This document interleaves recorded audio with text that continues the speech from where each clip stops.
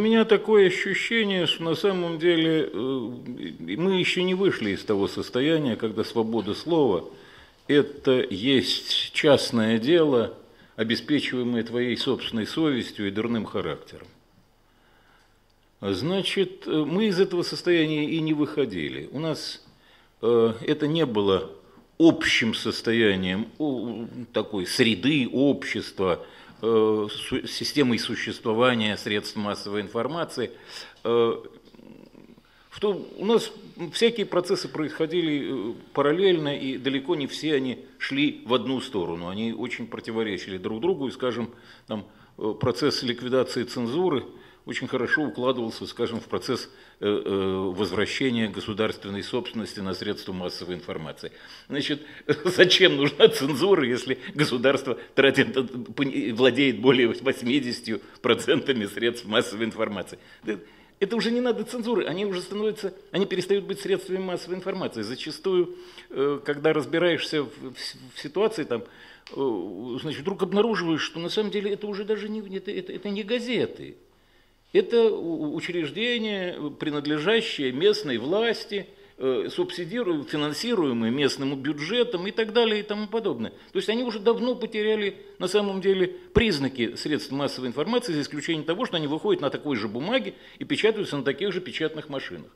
Так что на самом деле не надо, значит, устраивать, так сказать, усугублять панику. Никакой паники нет. Те, кто пользовался свободой слова, будут пользоваться свободой слова. А те, кто боялся пользоваться свободой слова, будут бояться пользоваться этой свободой слова. И никуда мы от этого не денемся, пока ситуация такова. Да, безусловно, было бы спокойнее, если бы так сказать, протестовать можно было, исходя из реалий жизни. Исходя из реалий жизни протестовать нельзя, потому что реалии жизни заключаются в том, что экстремизмом в стране называется несогласие с мнением начальства, выраженное в резкой форме.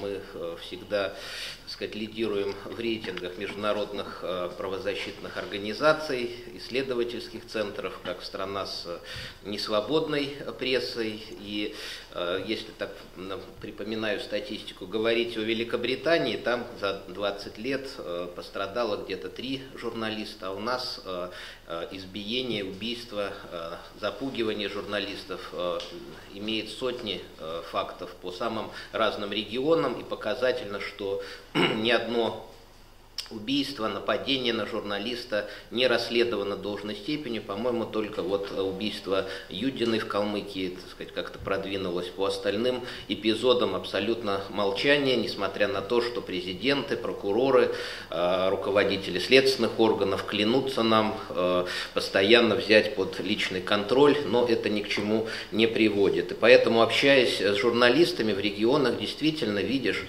что они сами для себя устанавливают границы возможного. Как бы говорят все откровенно, что у нас семьи, так сказать, боимся остаться без работы и так далее. И поэтому отважных людей, которые способны совершать расследование, очень мало. И мы даже видим, что редактор Химкинской «Правды», даже став инвалидом, и то потом подвергался нападкам со стороны главы городского округа, и тот пытался даже вот этого пострадавшего обвинить в клевете.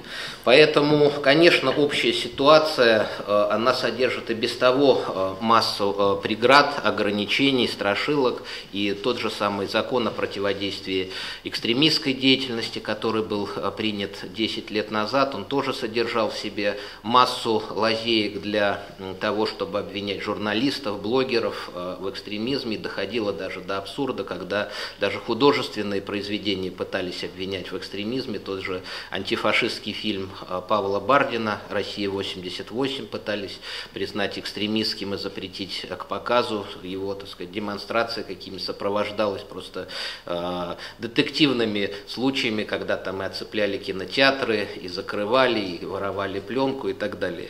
Вот, поэтому новый шаг по клевете, наверное, какой-то дополнительный инструмент вот в общую такую машину, достаточно грозную, И журналистам будет, думаю, еще сложнее. Журналистам, общественным активистам. Два пути есть у власти. Первый – это осуществлять реформы, а это значит приведет к изменению конфигурации, это приведет к политической конкуренции, это приведет к критике, это значит, кто-то должен будет оставить портфели так сказать, в лучшем случае, а в худшем случае значит, отбывать наказание.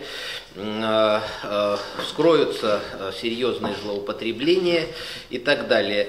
Значит, надо будет как-то поделиться вот своей, так сказать, властью и влиянием и могуществом. И второй путь, он более простой, казалось бы, для власти, это действовать вот именно такими запретительно-охранительными методами, сохраняя всю политическую властную конфигурацию, но огораживая себя от протестных настроений, докучающих политиков, правозащитников и журналистов. Но как бы уже всем очевидно, что это путь очень опасный, потому что по законам физики вот все эти пары, протестные настроения, они просто разорвут это замкнутое пространство, и собирать его тогда будет намного более сложнее, драматичнее, чем это могло бы быть при осуществлении реформ. Проблема заключается в том, что истина не нужна никому. Правоохранительным органам она не нужна была никогда. В этом смысле традиции, советские традиции, которые достались России, которые правоохранительные, это и есть репрессивные органы. И суд, к сожалению, до сих пор рассматривается как составная часть этих репрессивных органов. Эта традиция в России очень сильна, и не без огромной, ярко выраженной, ясно выраженной воли исполнительной власти эта тенденция сломана быть не может ни при каких видах. А здесь какая же контртенденция, когда они побуждают, значит, правоохранителей делать ровно то, что они делают. Ведь на самом деле, на мой взгляд, без провокаций в мае не обошлось. Это ведь никуда не денешься. Значит, никто же не ищет провокаторов.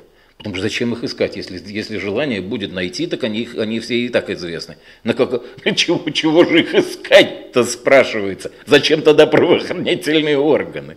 Поэтому я не думаю, что это создание видимостей, к сожалению, очень чреватое для тех, кто этими видимостями служит. Средства массовой информации, политики, оппозиционеры и так далее и тому подобное. Мне кажется, что на самом деле мы находимся в состоянии перманентной, как это не прискорбно, но перманентной войны. И война эта идет на самом деле за здравый смысл и за собственное достоинство, ни за что другое на самом деле. Это все пока еще, на мой взгляд, по большому счету, программа не сформулирована, программы оппозиции нету. А эта программа, вот за свое восстановить человеческое достоинство, она достойная программа, она малопопулярная в России программа, но она достойная программа. Она стоит того, чтобы за нее, что называется, идти на митинги и даже, значит, на кичу. Ну, как говорится, что поделаешь? Значит, мне кажется, что пока люди ведут себя достойно, вот в той среде, которая на сегодняшний день под ударом, люди ведут себя достойно. Они пытаются договариваться друг с другом, чего давно не было. То есть на самом деле внутри происходят какие-то процессы, которые крайне неприятны власти, но которые она повлиять не может. И слава богу, что не может. Если есть в стране процессы, на которые уже не может повлиять власть, это свидетельство того, что в стране все-таки что-то происходит. Не вся страна спит, даже летом.